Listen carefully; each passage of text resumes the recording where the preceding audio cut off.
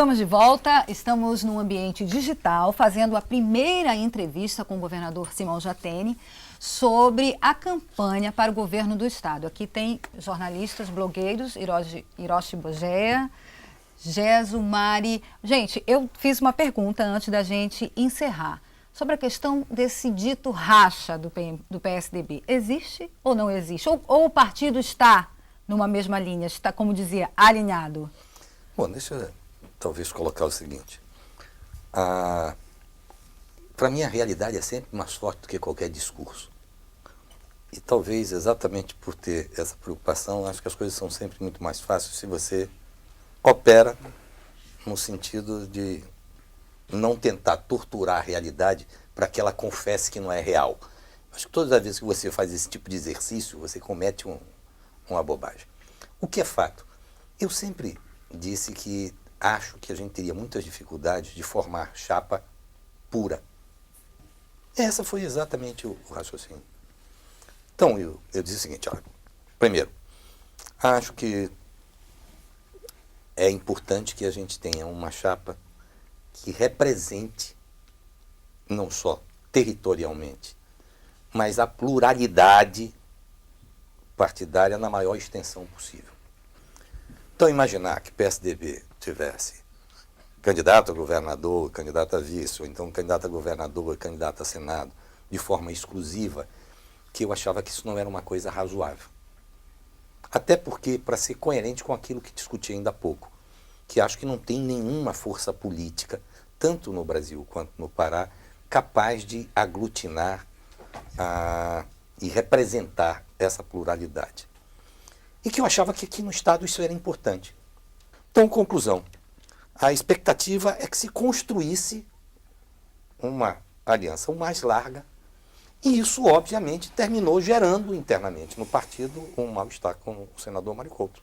Não adianta fantasiar e negar isso. Tá? Na hora que a legislação abriu a possibilidade de mais de uma candidatura, óbvio que isso terminou se resolvendo. Então não é nada pessoal, é uma questão de compreender que no momento, na minha avaliação, era importante que a gente tivesse um leque mais largo de alianças para essa campanha. Até porque, desculpa, para mim tem uma coisa importante, mais do que eu vencer as eleições, tá? É o dia seguinte. Eu acho que esse Estado precisa de algumas transformações, que é importante que a gente tenha um leque largo de alianças em torno de causas. Governador, o senhor fala de uma coisa assim que eu acho muito bacana, essa coisa de você governar de uma maneira mais neutra, né? Foi o que eu percebi aqui pelo que o senhor falou, né? Mas aí a questão das alianças políticas, né, elas assustam um pouco a gente. Sobretudo quando você acredita num partido e quando você tem assim uma visão desse partido e de repente ele se alia com um partido que você não gosta, que você recusa, que você não acompanha essa mesma ideologia. Eu queria que o senhor falasse, então, mais um pouquinho para a gente sobre isso, e assim, porque é uma linha muito tênue, né? E aí eu queria que o senhor falasse como é que isso funciona para o senhor. Veja, eu acho que tu colocas uma questão que é extremamente importante, não no Pará, acho que no Brasil. O que é fato é que os partidos no Brasil, eles, lamentavelmente, eles não são partidos fortes programaticamente, vamos dizer assim. Quando você pensa a unidade partidária que deveria se fazer em torno de um programa, ela de fato não existe.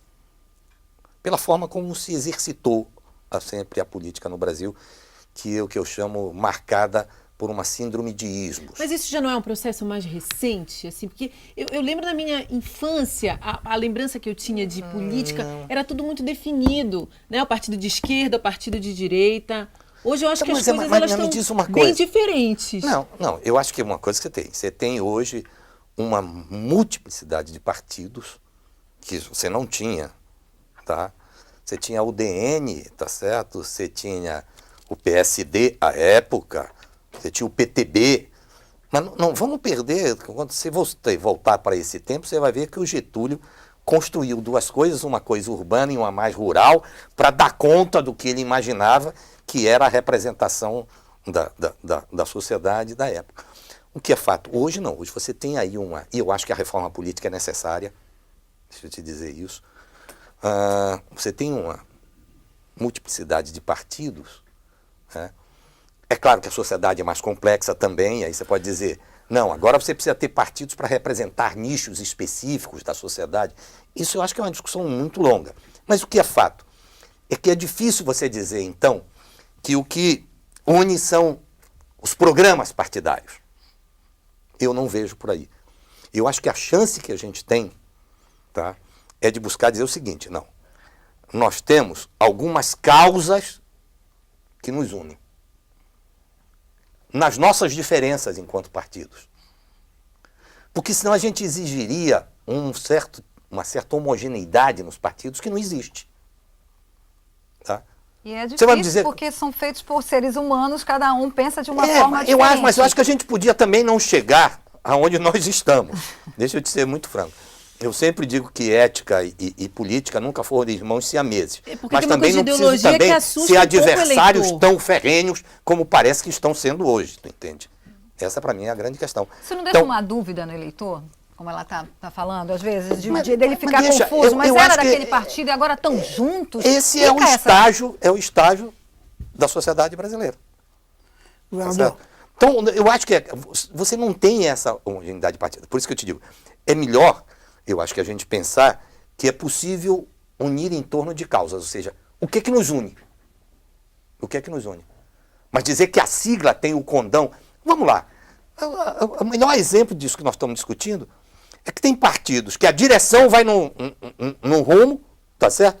E a base do partido vai para outro. Ou seja, a direção, na verdade, não tem nenhuma correspondência com os anseios, com os desejos da base. E isso, para mim, é muito mais estranho, em termos de muito menos razoável, até do que você ter uma pluralidade interna, ou diferenças internas no partido.